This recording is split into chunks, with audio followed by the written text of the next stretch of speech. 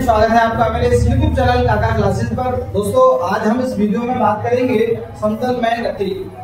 Today we are going to discuss chapter motion in plane. दोस्तों, इस chapter को start करने से पहले कोई भी टॉपिक हम इस वीडियो में पढ़ेंगे, उनको स्टार्ट करने से पहले आप सभी को बताना चाहूंगा, यदि आप इस चैनल पर नए हैं तो चैनल को सब्सक्राइब जरूर करें, और अगर आपको वीडियो अच्छा लगे तो वीडियो को लाइक करें और दोस्तों के साथ शेयर करें। दोस्तों, समतल में गति का मतलब क्या है? Motion in two dimension. Motion in two dimension यानी द्विविमीय गति।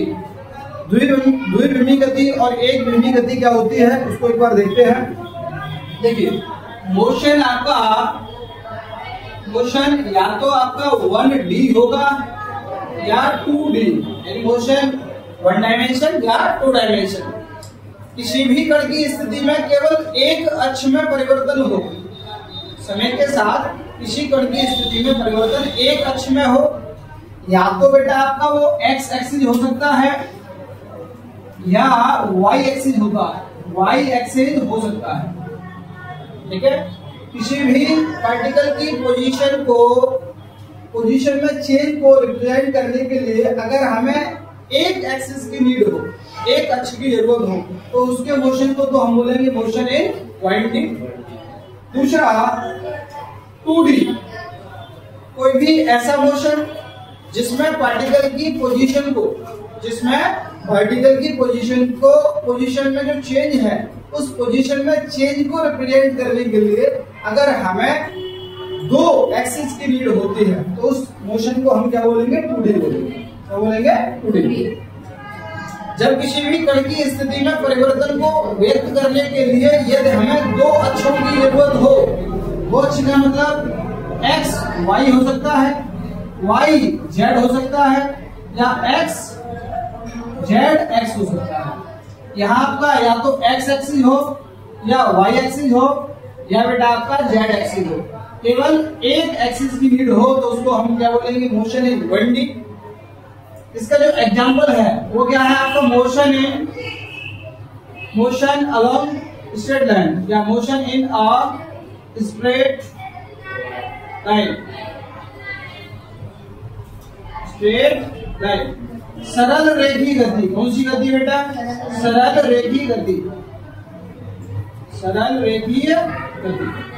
जब हम किसी भी कण को ऊपर से नीचे छोड़ा या किसी को ऊपर हवा में फेंके वर्टिकल डायरेक्शन में, तो या तो उसका अगर हम किसी वस्तु को ऊपर फेंक रहे हैं तो उसकी जो अक्ष में जो परिवर्तन होगा वो वाई एक्सिस में परिवर्तन होगा।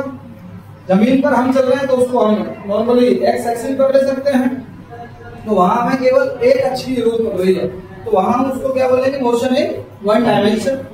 लेकिन बेटा अगर हम 2 डायमेंशन की बात करें, देखिए जैसे इसका एग्जांपल क्या है, पहले एग्जांपल देख लेंगे। सर्कुलर मोशन यानी बेटा वृत्तीय गति, और दूसरा है आपका प्रोजेक्टाइल मोशन।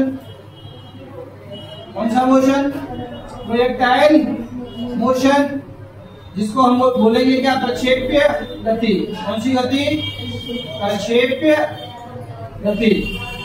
ठीक है, तो देखिए भाई, इनकी जो पोजीशन है वृत्तीय गति और प्रक्षेप्य गति, इसमें दो अक्षों में परिवर्तन होगा।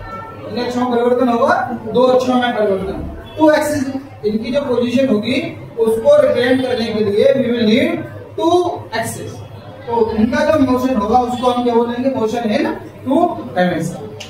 क्लियर? द्विविमीय गति, इसको हम पहले डिस्कस कर चुके हैं। ठीक है, तो जब भी बेटा हमें 2 एक्सिस की 2 डायमेंशन की नीड होगी तो वहां हम डायरेक्शन का बहुत ध्यान रखेंगे। इसका ध्यान रखेंगे डायरेक्शन का, और डायरेक्शन का ध्यान रखेंगे तो हमें जरूरत पड़ेगी कि ऐसी कौन सी क्वांटिटी होती है जो डायरेक्शन पर डिपेंड करती है, और ऐसी कौन सी क्वांटिटी है जो डायरेक्शन पर डिपेंड नहीं करती। तो जब हम फिजिक्स को पढ़ना स्टार्ट करते हैं, अपनी जो शुरुआती जो क्लासेस होती हैं उनमें हमने क्या देखा था? ये जो फिजिकल क्वांटिटी है, भौतिक राशियां हैं, उनको हम 2 टाइप से, कितने टाइप से? 2 टाइप से क्लासिफाई कर सकते हैं। और वो क्या क्या है, कैसे इनको क्लासिफाई करते हैं? देखिए, देखिए हम बात कर रहे हैं किसकी, फिजिकल क्वांटिटी की यानी भौतिक राशि की। तो एक तो बेटा इसको डिफाइन किया जाता है किसके आधार पर, निर्भरता के आधार पर। कौन फिजिकल क्वांटिटी किस पे डिपेंड कर रही है, यानी bye the basis of dependence, इसके आधार पर डिपेंडेंस करने पर। दूसरा हम कह सकते हैं by the basis of addition या वी कैन से डायरेक्शन, ठीक है, योग या दिशा के आधार पर, इसके आधार पर, दिशा के आधार पर, ठीक है भाई। तो देखिए बेटा हम बात करें अगर निर्भरता के आधार की, किसकी बात करें, निर्भरता के आधार की। तो निर्भरता के आधार पर by the basis of dependence physical quantity are two type, first fundamental quantity and second is direct quantity. पहली मूल राशि और दूसरी व्युत्पन्न राशि। मूल राशि हम किसको बोलेंगे, फिजिकल फंडामेंटल क्वांटिटी किसको बोलेंगे, ऐसी राशियां जो अन्य राशियों पर निर्भर नहीं करती हैं, those quantity which are independent, those quantity which do not depend on other quantity are known as fundamental quantity. कौन सी क्वांटिटी, फंडामेंटल क्वांटिटी। इनकी संख्या कितनी होती है, 7। ऐसी राशियां जो किसी पर निर्भर नहीं करती है उनको वो कौन सी होती है, 7। अब बाकी जितनी भी क्वांटिटी है वो इन 7 की हेल्प से बनेगी।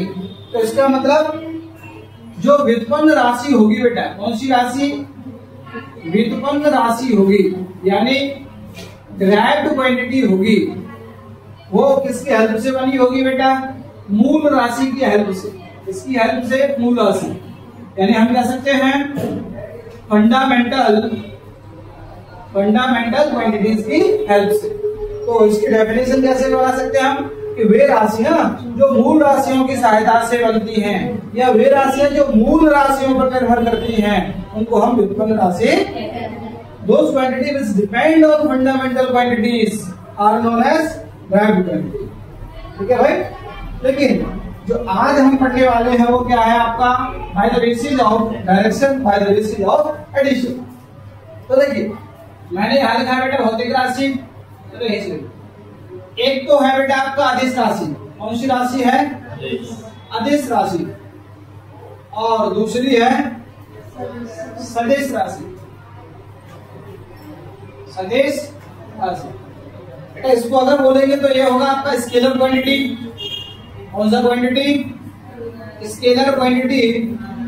जबकि ये होगा बेटा आपका क्या, वेक्टर क्वांटिटी। कौन सी क्वांटिटी, वेक्टर नहीं, वेक्टर क्वांटिटी। कौन सी क्वांटिटी, वेक्टर क्वांटिटी। कौन सी, वेक्टर।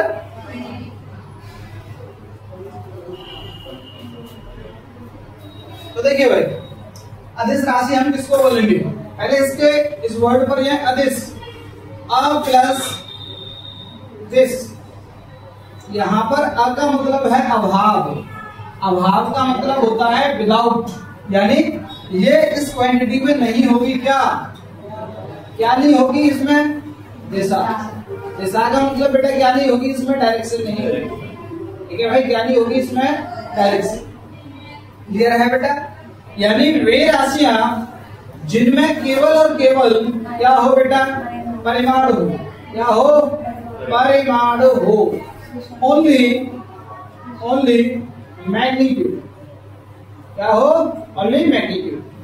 लेकिन स्केलर क्वांटिटी में क्या नहीं होता है बेटा, नो एनी डायरेक्शन, यानी कोई भी दिशा नहीं होती है। ठीक है। इस फैक्ट के साथ साथ आपको 2-3 फैक्ट और याद रखने हैं।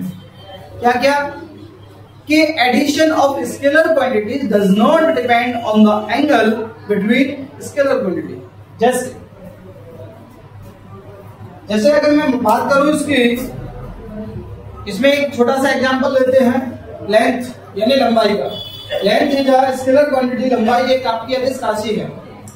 इस मार्कर की लेंथ को मैं कंसीडर करता हूं, इस मार्कर की लंबाई को मानते हुए चलता हूं कि इसकी लंबाई है 10 सेंटीमीटर और इसकी लंबाई 15 सेंटीमीटर। इस दोनों की लेंथ, एक की 10 और एक की हमने मान ली 15। अब मैं इनको ऐड कर रहा हूं, तो इनको बेटा मैं या तो ऐसे ऐड करूं या ऐसे ऐड करूं या ऐसे ऐड करूं।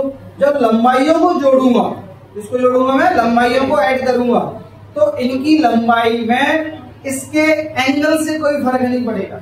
आप इनको परपेंडिकुलर रखें, लेकिन लंबाई को जोड़ने का मतलब 10 और 15 कितना 25, 10 और 15 कितना 25। आप ऐसे जोड़ेंगे 10 और 15 25, आप ऐसे जोड़ेंगे 10 और 15 25। इट मीन जब हम लंबाई को जब जोड़ रहे हैं तो इनकी लंबाइयों में जो एंगल बनेगा, जो कोण बनेगा, उस कोण पर इसका एडिशन डिपेंड नहीं कर रहा है, यानी इनका कोण निर्भर नहीं कर रहा है। और अगर इनका कोण निर्भर नहीं कर रहा है तो हम कह सकते हैं कि अदिश राशियों को जब हम जोड़ेंगे तो इसके कोण से कोई भी फर्क नहीं पड़ेगा। Just suppose this is a container, इसमें एक कंटेनर है, इसमें पहले से बेटा 10 kg चीनी है। कितनी चीनी है? 10 kg। तो यहाँ जो मैं किलोग्राम से इंडिकेट कर रहा हूं दैट इज मास। वो क्या है बेटा? आपका द्रव्यमान है। क्या है वो? अब इसमें बेटा 10 किलो चीनी पहले से है, अब इसमें 5 किलो चीनी मैं इस तरह से डालूं या ऐसे करके इसमें डालूं या इस तरह से डालूं 5 kg। तो बताइए 5 kg चीनी जब मैं इसमें डालूंगा तो क्या 10 में 5 ऐड होकर कितना हो जाएगा? 15। क्या मैंने इसको अलग अलग डायरेक्शन से ऐड किया तो कभी ऐसा हो सकता है 15 की जगह 12 किलो चीनी हो जाए? क्यों 5 किलो डाल रहे हैं तो 15 ही होगी, नॉर्मल सी बात है। ऐसा हो सकता है कि 10 किलो में 5 किलो जोड़ो तो 20 किलो हो जाए? नहीं, ऐसा नहीं हो सकता।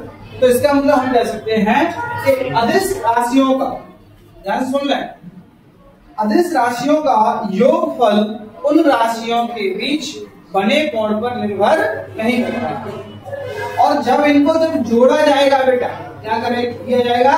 जोड़ा जाएगा, तो वो जनरल एल्जेब्रिक लॉ, कौन सा लॉ? जनरल एल्जेब्रिक लॉ, यानी सामान्य बीजगणितीय योग, सामान्य बीजगणितीय योग का पालन करता है। सामान्य बीजगणितीय योग का पालन करता है। इनको जब हम जोड़ेंगे तो कौन सा नियम? सामान्य बीजगणितीय योग, यानी जो अब तक हमने सीखा हुआ है कि साहब 5 और 5 10 ही होंगे, 10 और 5 15 ही होंगे। लेकिन जब बात करेंगे हम वेक्टर एडिशन की, देखो यहाँ जब हम इसको जोड़ेंगे तो 10 और 10 20 ही होगा। लेकिन यहाँ हम जब 10 और 10 को जोड़ेंगे तो 10 और 10 20 भी हो सकता है ऐड करने पर। लेकिन जब यहाँ आएंगे तो 10 और 10 आपका 0 भी हो सकता है, 20 भी हो सकता है, और 10 और 10 को ऐड करेंगे तो 10√2 भी हो सकता है, और 10 और 10 को जोड़ने पर केवल 10 भी हो सकता है। लेकिन ये कब पता चलेगा? जब हम इसका एडिशन सीखेंगे, जब इसको जोड़ना सीखेंगे। इसके बारे में हमने क्या देखा, ध्यान से समझें। Those quantity which have only magnitude, no direction are known as scalar quantity। वे राशियां जिनमें केवल परिमाण होता है, दिशा नहीं होती, उनको हम क्या बोलते हैं? अदिश राशि। ठीक, इनका जो एडिशन होता है सामान्य बीजगणितीय योग का पालन करता है। इसका पालन करता है, सामान्य बीजगणितीय योग का पालन करता है। It follow the general algebraic law of addition. एक और फैक्ट क्या है, लास्ट फैक्ट क्या है इसका, कि इनका जो एडिशन है एंगल पर डिपेंड नहीं करेगा। इस पर डिपेंड नहीं करेगा, एंगल इंडिपेंडेंट है। क्या क्या एग्जांपल है बेटा इसके? जैसे अभी मैंने क्या एग्जांपल लिखा था बेटा? द्रव्यमान यानी मास, फिर क्या है आपका? लंबाई, लेंथ, क्या है? लेंथ, और क्या है बेटा? टाइम यानी समय, ठीक है, और भी है आपकी जैसे दूरी, डिस्टेंस, ठीक है बेटा, चाल, स्पीड, ठीक, और कई सारी हो सकती है। अगर बात करें बेटा किसकी? सदिश की, तो सदिश बना हुआ है बेटा किस से? स प्लस दिस से, इससे बना हुआ है स प्लस दिस से, यानी स का मतलब है बेटा यहाँ पर सहित, क्या है सहित, और इस दिस का मतलब है दिशा।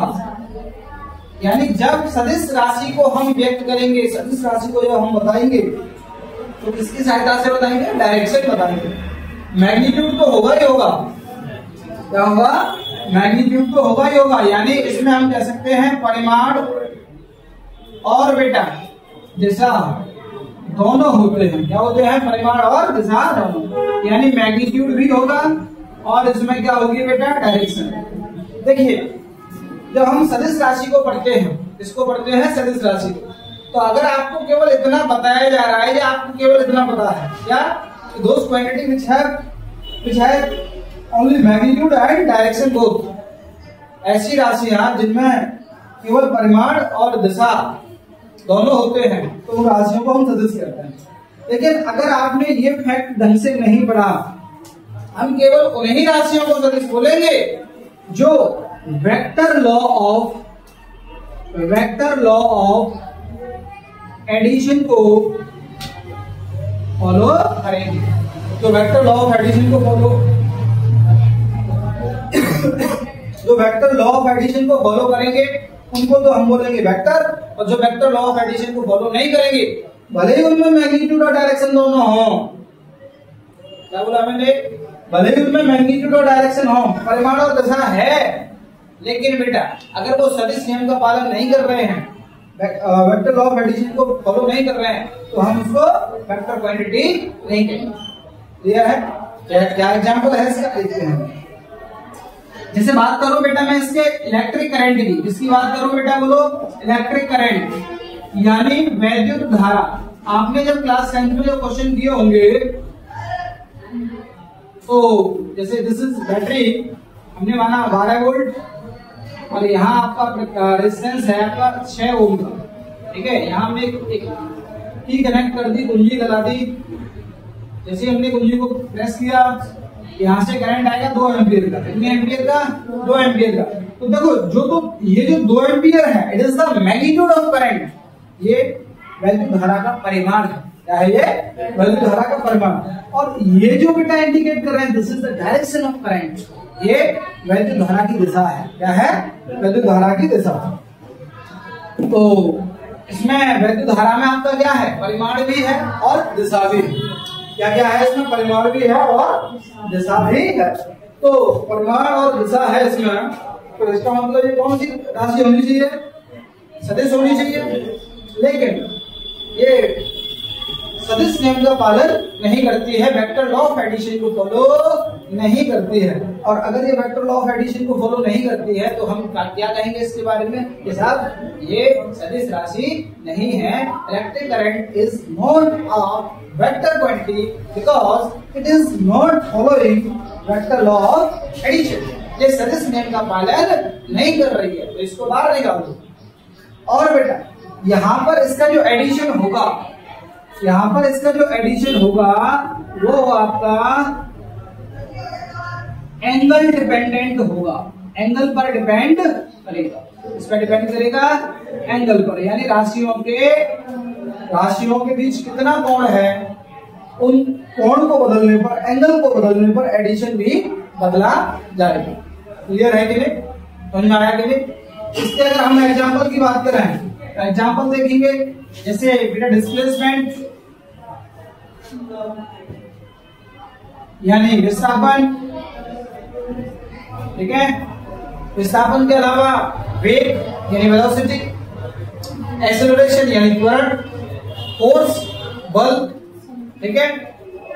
इलेक्ट्रिक फील्ड इंटेंसिटी वैद्युत क्षेत्र की तीव्रता, करंट डेंसिटी धारा घनत्व, जो आप 12th में पढ़ोगे।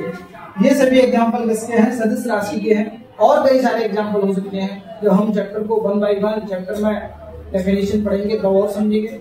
बाकी आज के इस वीडियो में केवल इतना ही।